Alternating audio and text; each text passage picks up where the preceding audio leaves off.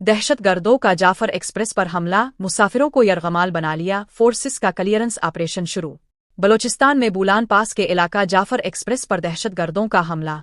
दहशतगर्दों ने जाफर एक्सप्रेस पर हमला करके मासूम शहरियों को टारगेट किया। सिक्योरिटी जराये के मुताबिक दहशतगर्दों ने जाफर एक्सप्रेस को टनल में रोककर मुसाफिरों को यरगमाल बनाया हुआ है। इलाका इंतहाई दुशूर गुजार होने के बावजूद फोर्सेस ने क्लियरेंस ऑपरेशन शुरू कर दिया।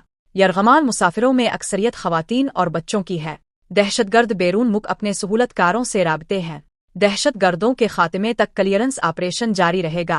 कोयटा से पेशावर जाने वाली जाफर एक्सप्रेस पर शदीद फायरिंग, एक ड्राइवर जख्मी। ट्रेन में तकरीबन 450 मुसाफिर सवार हैं।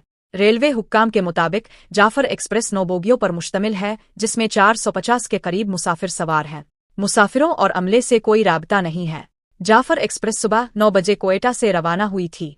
बताया जाता है कि हमला आवरों की फायरिंग से एक ड्राइवर जख्मी हुआ है।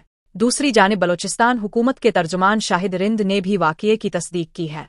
उन्होंने कहा कि कोयटा से पेशावर जाने वाली जाफर एक्सप्रेस पर गुडलूर और पीरू कुंडली के दरमियान शदीद फायरिंग की इत्तलाआत हैं। सुबह अस्पताल में इमरजेंसी नाफिज कर दी गई है।